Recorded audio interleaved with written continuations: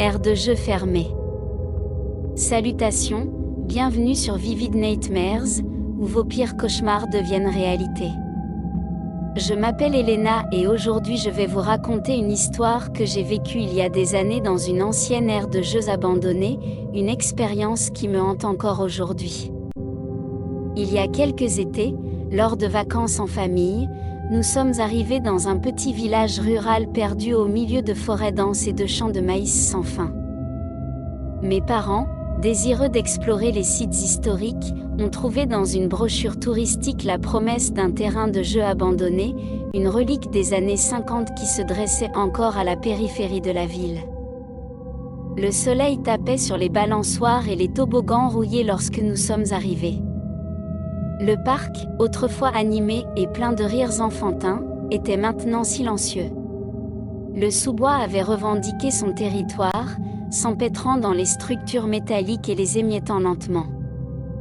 Malgré l'air lourd et l'atmosphère oppressante, la curiosité m'a poussé à explorer pendant que mes parents s'amusaient avec l'appareil photo capturant le délabrement de l'endroit. J'ai marché jusqu'à la cour de récréation, chaque pas craquant sur le sol couvert de feuilles sèches et de branches cassées. C'est alors que j'ai remarqué quelque chose d'étrange, une petite silhouette, à peine perceptible dans l'ombre d'une balançoire solitaire. Je m'approchai prudemment, le cœur battant, et je vis une poupée usée suspendue à la balançoire, se balançant doucement dans la brise. La poupée était en mauvais état, avec des cheveux ébouriffés et du maquillage usé par le passage du temps. Ce qui me glaçait le sang, cependant, c'était son regard, des yeux de verre qui semblaient me suivre lorsque je me déplaçais autour d'elle. C'était comme s'il me regardait, m'évaluant depuis sa position inerte.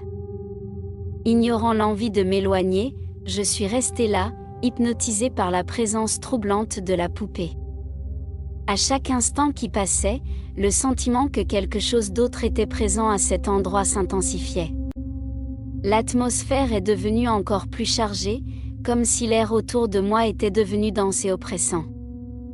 Puis, un murmure à peine audible s'est infiltré dans mes oreilles, une voix douce et lointaine qui semblait murmurer des mots indéchiffrables. Ma peau rampait alors que j'essayais d'ignorer le sentiment que quelque chose voulait communiquer avec moi du plus profond du parc abandonné.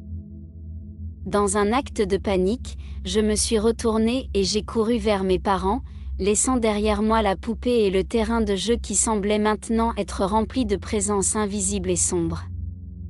Mes parents ont remarqué mon état d'agitation et m'ont ramené à la voiture, quittant cet endroit qui a laissé une marque indélébile dans mon esprit. Depuis, j'évite les terrains de jeux abandonnés et les vieilles poupées comme s'ils étaient porteurs d'un sombre secret que je préfère ne pas découvrir. Merci de vous joindre à moi dans cette expérience effrayante. N'oubliez pas que dans Vivid Nightmares, des souvenirs oubliés peuvent prendre vie et devenir nos pires cauchemars. À la prochaine. Au revoir.